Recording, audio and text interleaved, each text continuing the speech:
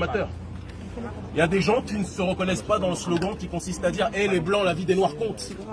Nous, on respecte tout le monde, mais le blanc n'est pas un baromètre pour nous, pour qu'on puisse nous dire notre vie compte, s'il te plaît, respecte-nous.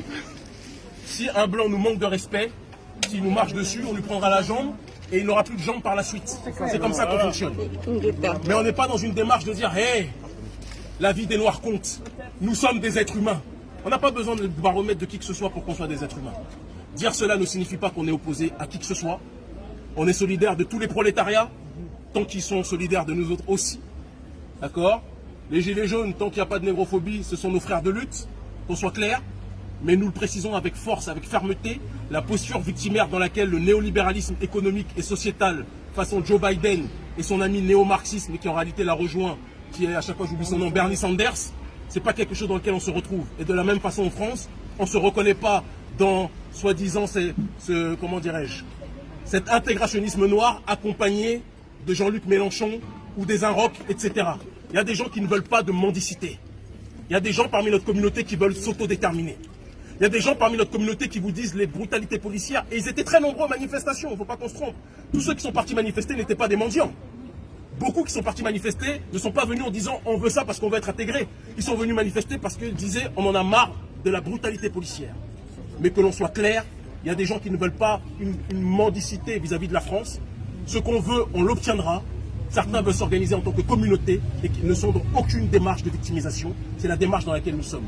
Nous prenons la solidarité économique, nous prenons la solidarité culturelle, nous prenons la solidarité politique et nous demandons à notre communauté de cesser d'être inspirée de manière aveugle par le Black Swag américain alors qu'on s'appelle ça c'est vrai. Bravo, bravo. Ni à SOS Racisme, ni au comité Adama Traoré et leurs actions. Qu'on soit clair, SOS Racisme, je sais même pas c'est quoi à part sur Wikipédia. Ça c'est le premier point. Ensuite, pour ce qui est de comité Adama, aucun média ne nous divisera. Assa, c'est ma sœur. Je l'aime en tant que sœur. Qu'on soit clair dessus. Maintenant, bien que Assa soit ma sœur, son entourage, tout ça, c'est un entourage dans lequel je me reconnais moins. Parce que quand je parle de la souffrance noire, j'ai pas envie de parler de ça avec la France insoumise. Quand je parle de la souffrance noire, je ne parle pas de ça non plus avec Valeurs Actuelles. Ce n'est pas le cas d'Assa, bien évidemment. Et je l'ai dit tout à l'heure en conférence de presse, je le redis ici.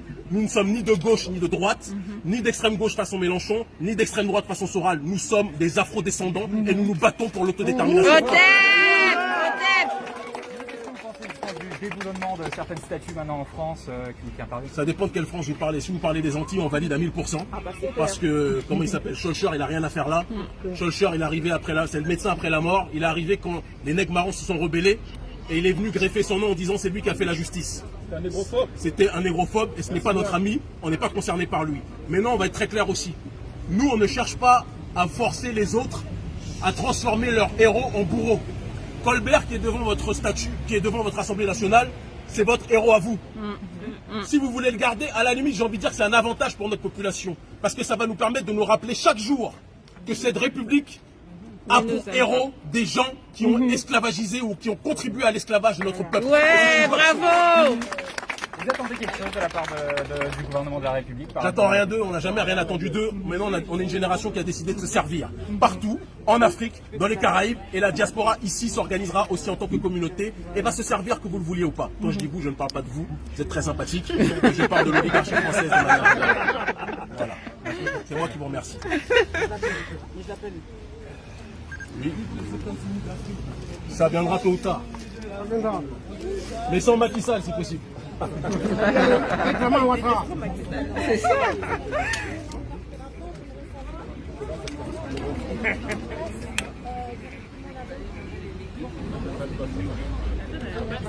Bon, moi, je peux te parler que de ce que je sais. Je suis moi-même un moyen jeune entrepreneur. J'ai 38 ans, je suis plus tout jeune. Je suis né comme nous tous ici dans la diaspora. D'accord ? Je suis rentré en Afrique à une époque où tout le monde disait que c'était impossible pour les gens de la diaspora de rentrer, qu'on n'allait pas être compris, qu'on n'allait pas être entendu. Je constate une chose, on est à l'heure actuelle la mouvance politique qui réunit le plus de gens sur le continent en Afrique francophone sur les questions relatives à la souveraineté de manière ferme. Donc ceux qui nous découragent et qui vous poussent à croire que rien n'est possible pour le retour sont des gens qui mentent. Si on a été capable de s'intégrer en France, on est capable de s'intégrer dans les Caraïbes ou en Afrique. Tout à fait, et ça, c'est je pense vrai. qu'il faut qu'on soit clair. C'est vrai, c'est bien. Moi, chaque matin, j'ai une réjouissance de voir mes enfants, voir leurs semblables sur le continent. Ma fille aînée ne se lève pas en se disant « Papa, j'ai vécu le racisme aujourd'hui. C'est une victoire pour moi. » Et je n'ai pas envie, et c'est ce que nous disons aux médias, je n'ai pas envie de forcer les autres à nous aimer, s'ils ne sont pas notre baromètre. C'est nous qui devons changer, pas les autres. On doit arrêter de forcer, parce que tant qu'on reste dans cette posture victimaire, on arrange ceux qui nous instrumentalisent pour leurs propres objectifs. Tout à fait. Il faut qu'on agisse sans parrain. Et le jour où on fera ça, vous allez voir que la gauche et l'extrême gauche vont se sentir très orphelines. Les inrecuptibles n'auront plus de personnes comme nous à mettre dans couverture de leur bazar. D'accord? Et on pourra agir pour nous-mêmes. Moi, j'ai pas envie de prôner dans le cinéma français, oh, s'il vous plaît, une place dans le cinéma français. J'ai envie qu'on crée notre propre cinéma. J'ai envie que, plutôt que de manger une place, je vois mes frères et mes sœurs qui sont dans les partis français, je les vois avec des cravates, le cou est tellement serré. Vraiment. Ah, un bon boubou là. Organisons, créons des structures reliées à la Caraïbe, reliées à l'Afrique, créons un circuit économique viable pour pouvoir booster l'économie, parce que sans économie on n'est rien.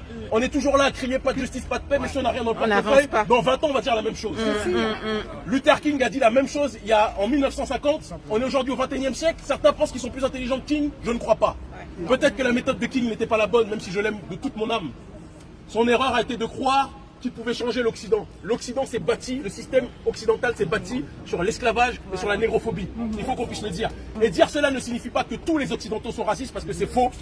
Moi j'ai rencontré des Blancs qui étaient plus valables que certains corrompus noirs qui sont à la tête de nos États. On peut le dire aussi. Donc c'est pas une question de couleur, mais c'est une question de réelle douleur. Et dans ce monde dans lequel nous vivons, ceux qui ne se prennent pas en charge sont vus comme des parasites. Arrêtons de tomber dans leur piège et prenons-nous en charge. Nous sommes un peuple puissant, nous sommes un peuple digne et personne ne peut nous arrêter. Merci.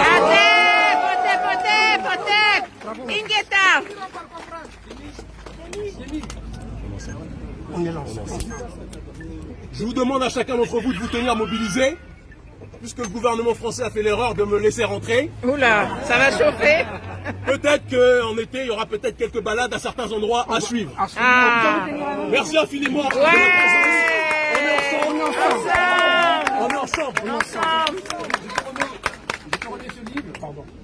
Je me souviens de toi. C'est pour le trafic d'organes en France, parce que la valeur du noir, elle va bien plus loin qu'on peut le penser. Bien sûr. Le trafic d'organes, cette affaire le prouve. Aujourd'hui, on sait que le trafic d'organes, avec l'école Descartes, est prouvé. En page 201, quand je parle du trafic d'organes, je demande est-ce qu'ils ont autorisé les médecins à faire leur marché macabre sur les victimes des attentats? Oui. La réponse est en page 201 avec le petit Yanis, auquel on a dépouillé ses organes à l'âge de 3 ans, mort dans les bras de sa maman. Et donc ce livre, je te l'offre. Merci mon frère. Parce qu'il démontre non seulement la corruption au niveau judiciaire, la façon dont ils s'entendent pour se servir dans la communauté noire. Et récemment avec le Covid, beaucoup de Noirs dans le 93. Ouais, ça c'est vrai. Il y a eu du trafic à fond. Et ils se sont servis du Covid pour empêcher les familles d'accéder au corps. Tout à fait. Elles n'ont jamais vu Ça, le corps. Le corps a dire. été brûlé, toutes les preuves ont été brûlées. Aujourd'hui, je dis, arrêtons de penser son en livre tant que Noirs, quand on va dans les hôpitaux, qu'ils vont pour nous soigner, ils vont pour se servir au niveau de nos corps. Que ça s'arrête définitivement. Merci infiniment mon frère. Merci infiniment. Et je te rappelle, Kémy, parce que je me rappelle d'une chose, c'est qu'ensemble avec Kémy, nous étions lors de l'Arche de Zoé, il n'y a pas beaucoup de gens de la communauté lors du trafic d'argent. Oui, pour l'Arche de Zoé. Et il se trouve que dans les hôpitaux, ici en France, on a trouvé donc à Paris plus de 352 enfants dans les sous-sols. Et j'ai demandé de quelle couleur étaient ces enfants, sachant que le bras droit, le fèvre, voilà, donc ça joue là-dessus. On reparlera de ça. Voilà, on reparlera de ça. Voilà, mais il faut que chacun se méfie. N'allez plus dans les hôpitaux. Alors là, sans être vraiment escorté. N'allez jamais tout seul. Franchement, il faut s'organiser, il faut créer une structure pour que aucun d'entre nous n'aille se faire dépouiller dans les hôpitaux. Voilà. Merci infiniment mon frère. merci. À tout le monde, je m'excuse encore. Parce qu'on avait dit conférence de presse. On avait bien précisé conférence de presse. Vous êtes venus quand même. Je veux que vous sachiez qu'on vous aime profondément et c'est pour vous tous qu'on se bat. D'accord? Ne laissez personne. Ne laissons plus personne nous diviser. Je le dis et je le répète, je peux avoir des désaccords méthodologiques avec beaucoup de structures. D'accord? Le professeur Gomez en est l'illustration. Mais plus personne ne pourra nous diviser. Si on a des problèmes idéologiques, on les règle à la maison. Peut-être. Mais on ne laissera plus les médias occidentaux nous dire quels sont les bons noirs et quels sont les mauvais noirs. Plus On est jamais. tous mauvais par rapport à eux de toute façon. Merci. Peut-être.